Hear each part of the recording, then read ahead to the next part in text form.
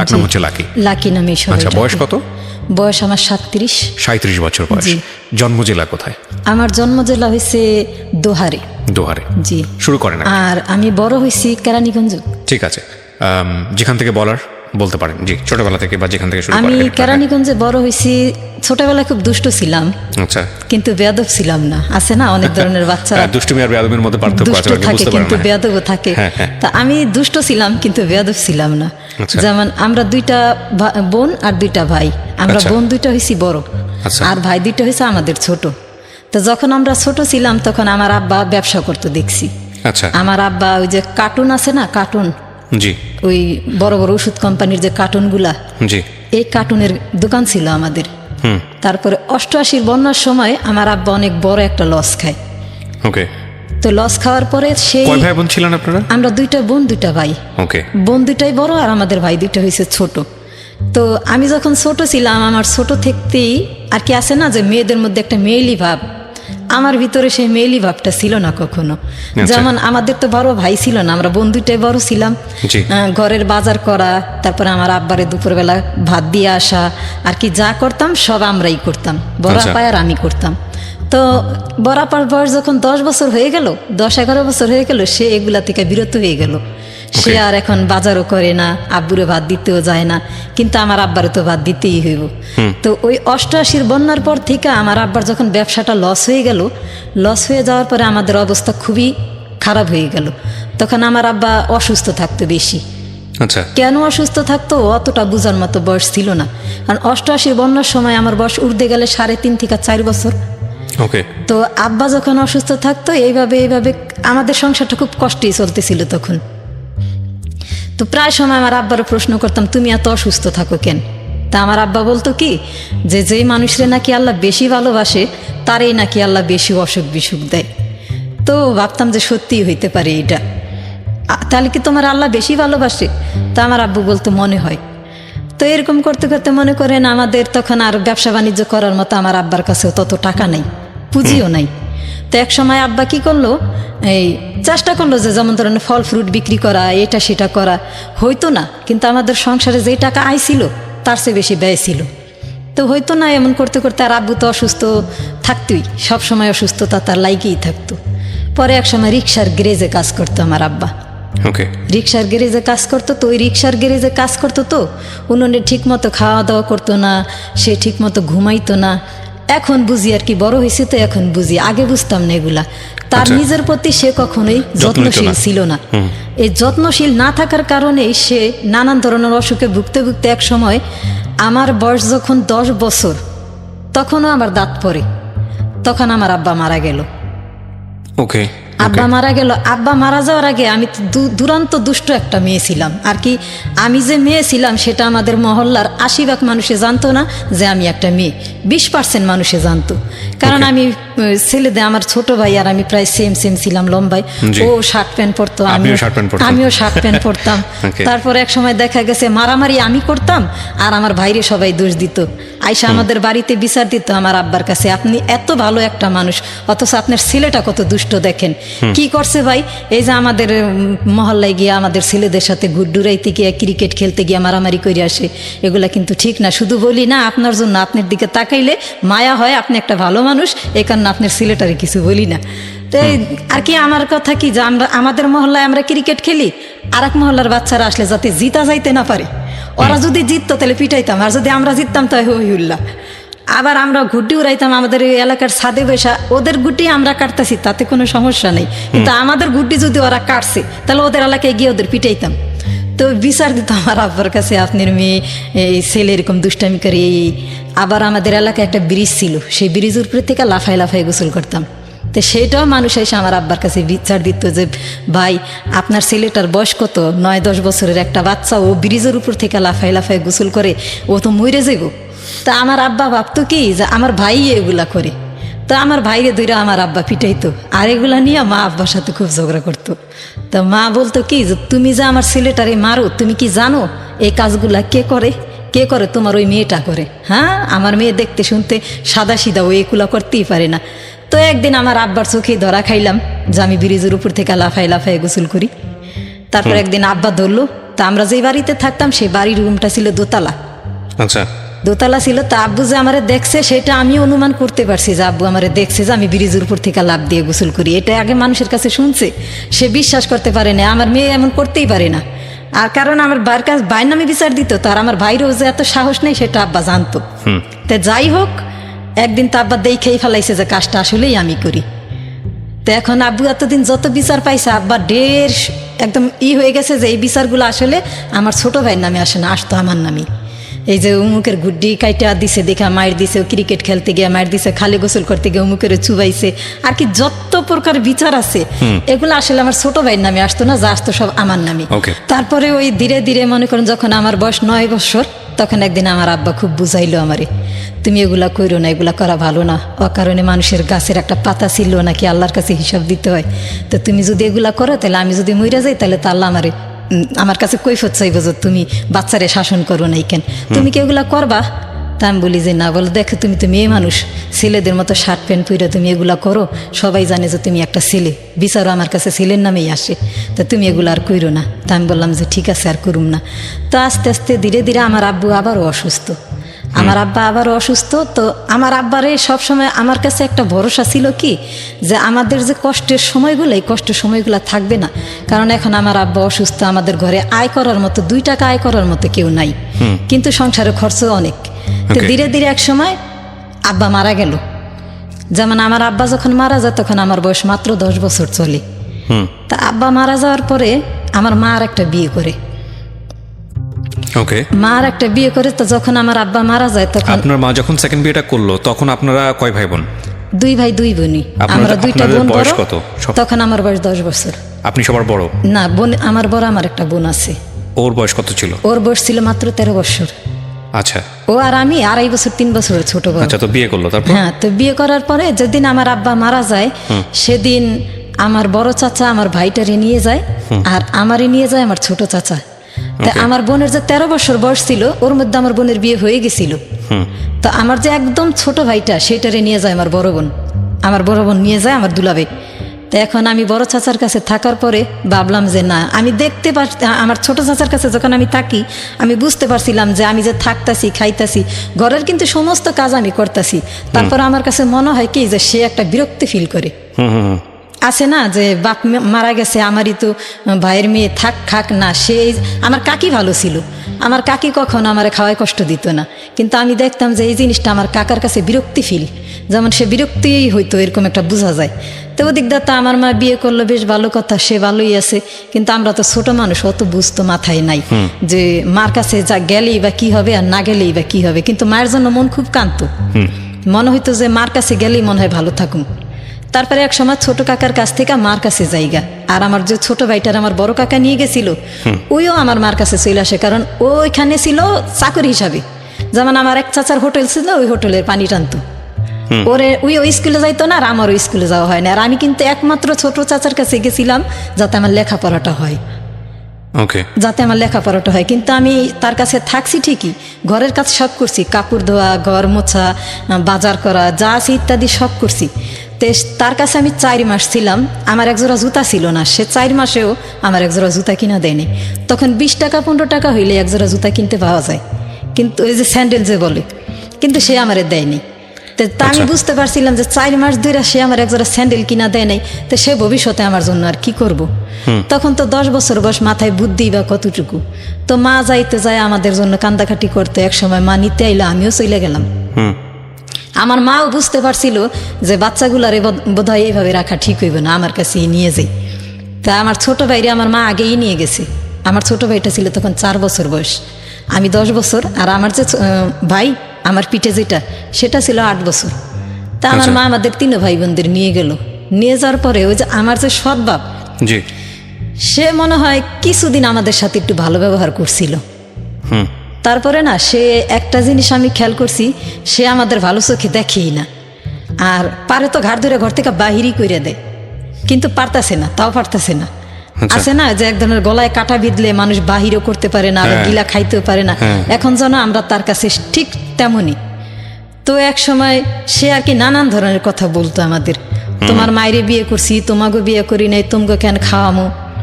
তো মাঝে মধ্যে না কথাগুলো শুনলে অনেক কষ্ট লাগতো। আসলে আমরা গরিব ছিলাম, কিন্তু এত গরিব ছিলাম না। আমার আব্বারে দেখতাম একটা জিনিস আনলে গরিব মানুষের অর্ধেক খাওয়াই দিত। কেউ আমাদের বাড়িতে আসলে না খায় তো কোনদিন যাইতেই দিত না। আর আজকে সে এইভাবে কথা বলে, সে এমন না যে আমাদেরকে অনেক বাজার সদাই করে খাওয়ায়, আমাদের খাওয়াইতে খাওয়াইতে সে এখন ক্লান্ত, তাও না। সে অতটুকুই বাজার ঘরে করতো যতটুকু আমার মার প্রয়োজন, আমাদের প্রয়োজন অতটুকু করতো না। তো যাই হোক, কষ্ট মষ্ট করে আমার মা আর কি কোনো রকম চালাইতো। কিন্তু আমার মা যদি ইচ্ছা করতো যে আমার ছেলে মেয়েদের নিয়ে আমি যেভাবে হোক কষ্ট করে হইলো ছেলে মেয়েদের মানুষ করব, আমার মা ইচ্ছা করলে করতে পারতো। কিন্তু আমার মা তা করেনি। আমার মা একটা বিয়ে করলো, আর আমার মায়ের বিয়ের কারণে আমরা কোথাও কোনো দিন কারোর কাছে মুখ পাইনি।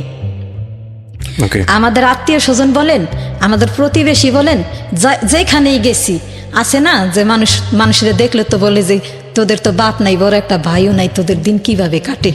আমাদের এই কথাটা কেউ কোনো দিন প্রশ্ন করে নেই। সবাই বলতে কি, তোর মার মতো খারাপ মানুষ দুনিয়ায় আছে, এগুলো বলতো। হ্যাঁ, আর কি যত কথা কুকথা আছে আমার মার সম্বন্ধে বলতো, যে যার 4টে পোলাপান তার আবার আরেকটা বিয়ে বসা লাগে।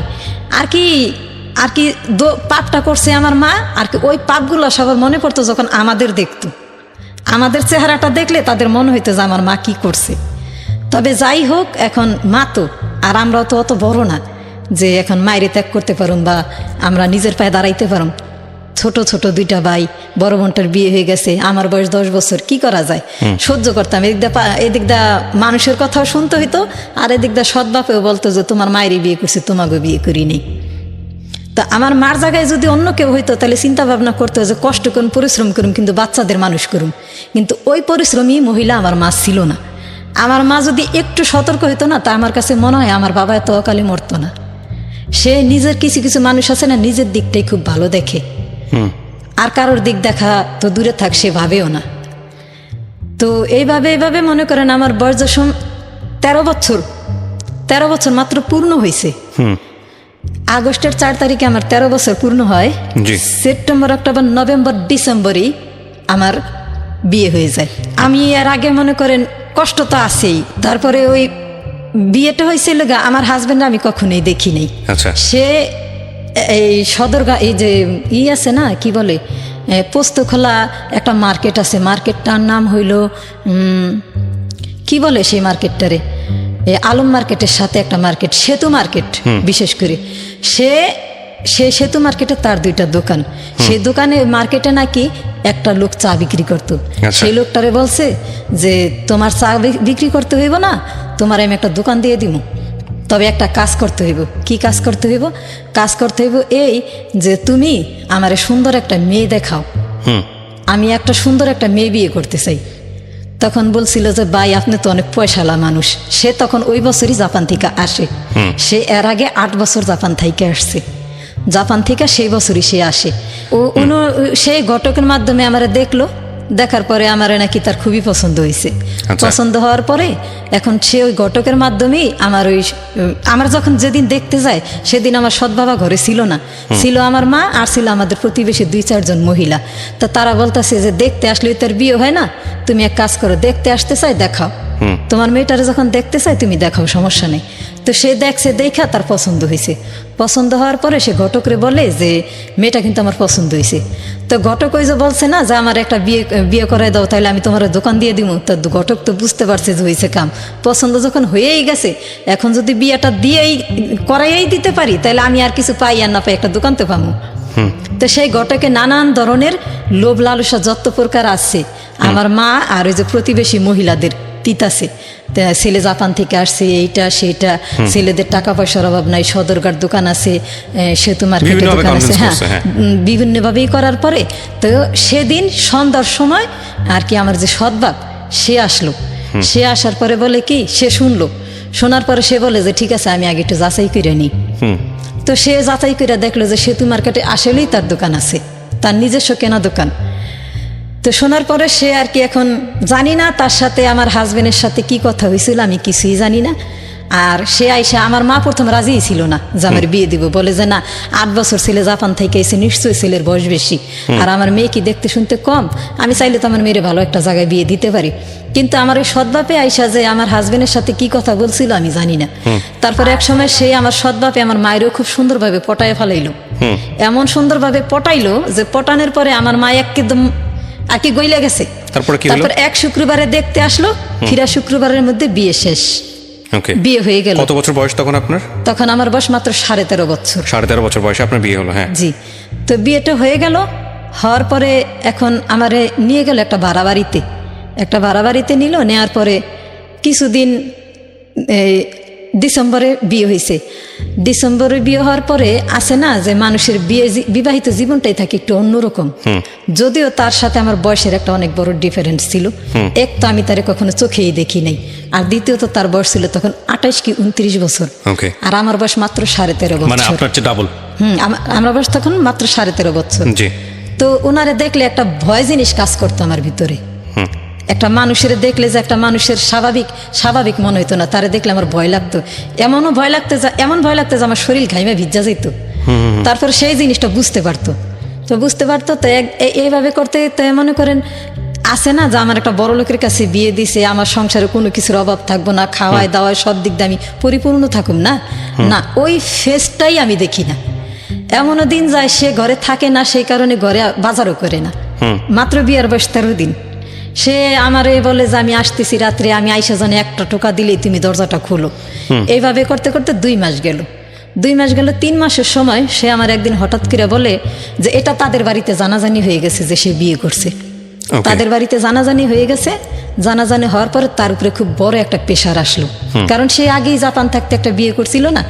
এটা তো আর আপনি জানেন না? না, এটা আমি জানতাম না, কিন্তু আমার মা এবং আমার সৎবাপ সবাই জানতো। আগে থেকে জানতো? তারা সবাই জানতো, আগে থেকে জানতো। হ্যাঁ, তারা সব যাই না শুনেই আমারে দিছে। আচ্ছা। কারণ এখানে তো আমার সৎবাপের হাত ছিল। আর সে আমার এটাও বলছিল যে বাপটা যদি তোমার আপনা হইতো তো জীবনও তোমার আমার কাছে বিয়ে দিত না। তো মনে করেন, তো উনি আমারে বলতেছে যে আমি এখন মানুষের কাছে না শুনি মানুষ কানাকানি করে এটা এইভাবে। তা আমার উদ্দেশ্য কি মানুষ কানাকানি করে আমি এগুলো শুনুন কেন, আমি ডাইরেক্ট কি তারে জিজ্ঞাসা করি আসলে এই কতটুকু সত্য ঘটনা। তা আমি তার একদিন প্রশ্ন করলাম, আচ্ছা আপনি কি জাপান থাকতে বিয়ে করছিলেন? বলে যে হ্যাঁ আমি বিয়ে করছিলাম। কেন বিয়ে করছিলেন? বলে আমি যে মালিকের কাজ করতাম মালিক আমার খুব পছন্দ করতো, আমি কাজে খুব এক্সপার্ট ছিলাম, মালিক আমার পছন্দ করতো। তো মালিকে বলছিল যে তুই দেশে বিয়ে কর, তারপর তোর বউ নিয়ে আয়, এখানে আমি তোরে সেটেল করে দিই, তুই এখানেই সেটেল হয়ে যা, জাপানেই সেটেল হয়ে যা। তারপরে বিয়ে করছি, দেশে আসছি। দেশে আইসা আমার আর মনে হয় নাই যে আমি আর এই বউ নিয়ে সংসার কিরা খাই। কেন?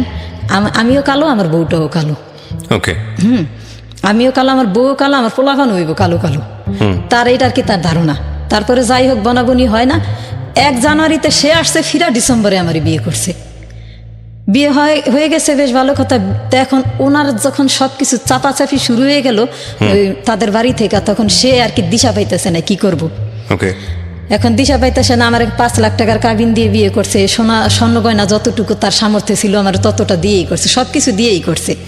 তো এই কথাগুলো তো জানতো আমার সৎবাপ, আর আমার হাজবেন্ড যে বিবাহিত এটা তো আমার সৎবাপ এবং আমার মাই দুজনই জানতো।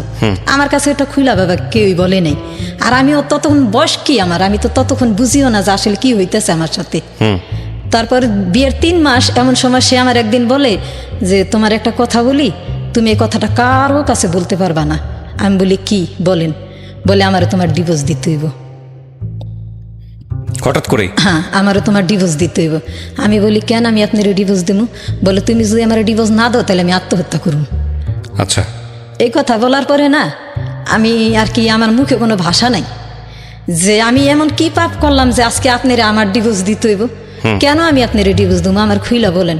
বলে যে আমি অনেক বড় লোকের ফ্যামিলিতে বড় হয়েছি, আমি অনেক হাইফাইভাবে চলাফেরা করছি, এখন কষ্ট করে চলা আমার পক্ষে সম্ভব না। এখন আমি যদি তোমার ডিভোর্স না দিই বা তুমি যদি আমার ডিভোর্স না দাও তাহলে আমার বাপে আমার বাড়িতে উঠতে দিব না। এই জন্য ডিভোর্স দিতে যেতে হবে। আমার বাপে আমার বাড়িতে উঠতে দিব না। এখন তুমি যেইভাবে পারো এই কথাটা কারোর কাছে প্রকাশ করবে না, কিন্তু আমারও তোমার ডিভোর্স দিতে হবে। তা আমি তখন ডিসেম্বর, জানুয়ারি, ফেব্রুয়ারি, মার্চ মাসের ঘটনা এটা। তখন আমি চিন্তা করলাম যে আমার সৎ বাপে যাই না শুই না, আমার মায়ের আমার সৎ বাপে এর কাছে আমার বিয়ে দিছে। আমার তো বড় একটা ভাইও নাই আর বাপও নাই। আজকে আমি আমার যে পজিশনটা আমি কার কাছে গিয়ে বলুম? কে আমার একটু সাহস দিব? আমার সাহস দেওয়ার কেউ নাই। আর বিয়ের পর থেকে যে সমস্ত ঘটনা আমার সৎ বাপে আর আমার মা করছে আমার হাজবেন্ডের সাথে, এখন এই মুখ আমি কারোর কাছেই রাখতে পারি না। কারণ আমার যে বিয়ের সময় স্বর্ণকন্যাগুলো দিছিল না, এগুলো আমার সৎ বাপে বেঁচে খাইছে। এবং এমনকি আমার টাকা নিয়েও আমার হাজবেন্ডের থেকে সেই টাকাগুলোও দেয় নাই। মাত্র বিয়ের বয়স 3 মাস না 4 মাস চলে। তো এখন আমি যে তাদের কাছে গিয়ে দুঃখের একটা কথা বলুম, কার কাছে বলুম? তারা তো আমার দিকটা দেখলো না, আমার দিকটা তো তারা বুঝলো না। তারা ওইটাই করলো যেটা তাদের মনে চাইলো, আমার দিকটা কেউ ভাবলো না। তা আমি চিন্তা ভাবনা করতেছি, কি বলে এই লোকটা, আমি তার ডিভোর্স না করলে সে আত্মহত্যা করবে, কি বলে আবল তাবল। তো বয়স কম তো আমি কিছু বলি না, একদম চুপ হয়ে রইলাম, স্তব্ধ, যে আসলে কি এটা আমার জীবনে ঘটতেছে? আমি কি আসলে এত বড় পাপ করছি যে এত বড় শাস্তি আমার জন্য আপনি অপেক্ষা করে? ফ্যামিলিতেও জানালেন না বিষয়টা? পরিবারে জানা গেছে না, কাউরে জানাইনি। তো না জানালে ডিভোর্স হবে কিভাবে? ও পরিকল্পনা কি ছিল ওর? ওনার পরিকল্পনা ছিল, এখন আমি যদি ওই যে বাড়িতে জানাজানি হয়ে গেছে, আমার বিয়ে করছে জানাজানি হয়ে গেছে, নাকি আমার শ্বশুর বাড়ির লোকেরা তার উপরে খুব চাপ সৃষ্টি করছে। না, আপনাকে গোপনে কেন দিতে চাচ্ছে সেটাই তো আমি জানতে চাচ্ছি। সেটা আর কি আমার ফ্যামিলির থেকে জানলে আবার তার উপরে চাপ সৃষ্টি করবো, কি হাস্যকর না বিষয়টা? যাই হোক, তারপর আমার ফ্যামিলি থেকে জানি, কেউ না জানে, তার ফ্যামিলিতে জানুক, সমস্যা নেই। কারণ আমি তো গরিব না, আমার তো বাপ নাই, বড় একটা ভাই নেই। বাপ আসলে সৎ বাপ হেরে কিছু টাকা দিয়ে মুখ বন্ধ করে দিতে পারবো। আমার পক্ষের থেকে যদি কেউ জানে, তা প্রতিবেশী তো আর ছাড়বো না। তা আমার পক্ষের থেকে কেউ জানলে তার জন্য এটা খুবই সমস্যা। আর যদি তার পক্ষের থেকে জানে তাইলে কোনো সমস্যা নেই। তাহলে আমি এক সময় কি করলাম, রাজি হয়ে গেলাম তার ডিভোর্স দিতে। আচ্ছা, রাজি হয়ে গেলাম। তো সে কি করছে, সে যেই কাজী আমার বিয়ে পড়াইছে, সে কাজীর কাছে যে একটা অ্যাসিস্ট্যান্ট ম্যানেজার থাকে না, যে কাজীর সব কাজ আগায় পাশায় দেয়, ফাইল টাইল সব কিছু ঠিকঠাক রাখে, তার সাথে খুব সুন্দরভাবে কথা বলার পরে সে কি করলো, ওই আমার হাজবেন্ডরে আমারে নিয়ে সে ওই কাজীর কাছে দাঁড়া করাইলো। তখনও আমার কাবিননামার কাগজ কেউই উঠায় নেয় নাই। আচ্ছা। তো এক পর্যায়ে আমার কাছ থেকে সে ডিভোর্সের সাইন নিল, ডিভোর্সনামা হয়ে গেল, তার সাথে আমার ডিভোর্স হয়ে গেল। হয়ে যাওয়ার পরে আমি বাসায় আসলাম, বাসায় এসে খুব কান্দাকাটি করলাম যে কি বিয়া দিল আমারে, খালি পয়সা লাই দেখলো, মানুষ কিনা তা দেখলো না। তারপর যাই হোক, এখন ওই ডিভোর্স সাইন করার কিছুদিন আগে থেকে না আমি একটু অসুস্থতি বোধ করি, যেমন মনে হয় কি যে আমি সুস্থ না, আমার ঘুম আসে না, ঘুমাইলে তারপর কিছু খাইতে পারি না। আবার প্ল্যান কি ছিল? আপনি ডিভোর্স দিয়ে কোথায় যাবেন? যেদিকে দুই চোখ যায়। পরিবারে কাউকে জানাবেন না? না, যদি বাঁচতে পারতাম তাহলে বাঁচতাম, আর যদি না বাঁচতে পারতাম তাহলে সুসাইড করতাম। তা আপনি পরিবারের কাউকে না জানিয়ে ডিভোর্স দিচ্ছেন কেন? কারণ আপনার তো এই বিয়েতে কোনো হাত ছিল না, পরিবারকে জানানো উচিত না? না, তাদের কি জানামু? আমার বিয়ে হয়েছে তার কিছুদিন পরে আমার হাজবেন্ড যে স্বর্ণগয়নাগুলা দিছে, এগুলা নিয়েও আমার সৎবাপে বিক্রি করে খাইছে। আমার সৎবাপে আর আমার মা মিলাই। কয়দিন পরে ডিভোর্সের কথা হচ্ছে? 3 থেকে 4 মাস। আল্লাহ। তো যাই হোক, এখন আমার মা বাপের কাছে গিয়ে এবার দুঃখ বইলা কি লাভ? তারা যদি আমার দুঃখটা বুঝতো, তাহলে আমার বিয়ের পর দেয় আমার স্বর্ণের জিনিসগুলো বেচা তারা খাইতো না, আমার হাজবেন্ডের কাছ থেকে টাকা হাওলাত করে নিয়ে তারা খাইতো না। এখন তারা অন্যায় করছে, আমার হাজবেন্ড আমার ঘরে বাজারও দেয় না, আর 100 টাকা দিয়েও বলে না যে তুমি কিছু আইনা খাইও। এমনও দিন গেছে, আমি একটা মেয়ে মানুষ, আমি একটা নতুন বউ, অথচ আমার ঘরে বাজার নাই, আমি দিনের পর দিন না খাই থাকি। তো এইভাবে মানুষের দিন কাটে। তা আমি ভাবলাম যে আমার তো কোনো দিকই নাই, কোনো কুলি নাই। বিয়া দেয়া দিছে, বিয়া নামের একটা কলঙ্ক মাথায়, তার মধ্যে আবার এরা করছে আমার সাথে এই অফিসার, এখন আবার স্বামীও করতেছে আর এক অফিসার। তা আমি যে জানাবো, কারে জানাবো? আমার তো এমন একটা গার্ডিয়ান নাই যে স্ট্রং ভাবে আমার পাশে এসে দাঁড়াইবো। তারপর যাই হোক, আমার কাছে ডিভোর্স চাইলো, আমি দিয়ে দিলাম। অফিসে গেলাম তার সাথে, কাজী অফিসে। তাই কাজী যখন আমার বিয়ে পড়াইছিল, তখন তো কাজী আমার দেখছিল না। যখন আমার কাজী দেখলো, যেদিন আমি ডিভোর্স নামায় সাইন করি, সেদিন আমার কাজী দেখা কাজীর মাথা যেন আসমান ভেঙে পড়ছে। বলে, এত সুন্দর একটা মেয়ে, তুমি এই মেয়েটারে বিয়েও করলা, আবার তুমি এই মেয়েটার সাথে এডিও করতেছো, এটা কিন্তু ঠিক না। বলে যে কাবিন নামায় সাইন করতে, এই ডিভোর্স নামায় সাইন করতেছো, সমস্যা নাই, আমি ওরা ফালাই দিব না। তো যে আমি তো এর আগের থেকে অসুস্থ, খাওয়া দাওয়া তেমন একটা করতে পারি না, কেমন জানি ভাল লাগে না, আমার কাছে এতটুকু মনে হয় যে আমি সুস্থ না। তারপর যাই হোক, তারে আমি ডিভোর্স নামায় সাইন দিয়ে দিলাম, নিয়ে এটা আমার শ্বশুর বাড়ি মানুষেরই খুব দেখাইলো, দেখায় সে ওইখানে নিরাপদ হইল যে আমার সাথে তার এখন কোনো সম্পর্ক নাই। আমি নির্দাবিতে তারে ডিভোর্স দিয়ে দিছি। তো এইভাবে আরো 3 মাস পার হয়ে গেল। আমি ওই আমার ঘরেই আসি, সেও আসে যায়, সব সম্পর্কই তার সাথে আমার চলতেছে। তো এক সময় আমাদের বাড়ি এলি যে, আমি তার কাছে ব্যাপারটা খুইলা বললাম। বলার পরে সে বলে যে এটা কোনো ডিভোর্স হইল? এটা কেমন ডিভোর্স? তোমার কাছ থেকে ডিভোর্স নামে সাইনও নিল, তুমি সাইনও দিলা, আবার সম্পর্ক সে স্বামী স্ত্রীর মতোই আগের মতোই বজায় আছে। সে যদি 3 মাস তোমার কাছ থেকে বিরত থাকতো, তাইলে হয়তো এটা ডিভোর্স গণ্য হইতো। এটা কিসের ডিভোর্স, কিসের তালাকনামা? তুমি কিছু না বলতে পারো, সমস্যা নয়, তুমি আমারে বলো, আমি তোমার পক্ষে প্রতিবাদ করুম। তা আমি বললাম যে না, প্রতিবাদ করে কোনো লাভ নেই, আমি দেখি শেষ করে গিয়ে দাঁড়াই। তারপরে সে আমার ব্যাপারটা বুঝতে পেরে সে নিজেও খুব দুঃখ প্রকাশ করলো। তারপরে আমি তারে বলছি যে খালাম্মা, আজকে যদি আমার নিজের বাপ জীবিত থাকতো হয়তো বা এই দিনগুলো আমার দেখতে হইতো না। ট্রু। আমি কারো দোষী না, আমার ভাগ্যের লিখন এটা। আমি যদি মনে করি যে আমি বাঁচতে পারুম, বাঁচার মতো একটা রাস্তা আমার আছে, তাহলে বাঁচুম। আর যদি না বাঁচতে পারি তাহলে আমার আর একটা রাস্তা আছে না, সুসাইড তো করতে পারুম। তখন সে আমার বলে যে না, তুমি সুসাইড করবা কেন, অন্যায় তোমার সাথে হয়েছে, তুমি তো করো নাই। তারপর যাই হোক 3 মাস আমি আরও অসুস্থ, ওই ডিভোর্সের আগ থেকেই যে আমি অসুস্থ। এক সময় আমার মা রে খবর দিল আমার হাজবেন্ড, খবর দিয়ে বলে যে আপনার মেয়ের যে শরীরের অবস্থা, হয়তো আপনি এখানে এসে ওর কাছে কিছুদিন থাকেন, আর নাহলে ওরে আপনার কাছে কিছুদিনের জন্য নিয়ে রাখেন। তা রাখার এখন আমার মা বলে যে না, এখানে তো আমার থাকা সম্ভব না, আমার ছোট 2টা ছেলে আছে, আবার আমার সৎবাপও আছে, সৎবাপ কি দিব আমার মায়ের আমার কাছে থাকতে দিব না তো। তা মা কি করলো, আমার সাথে করে নিয়ে গেল।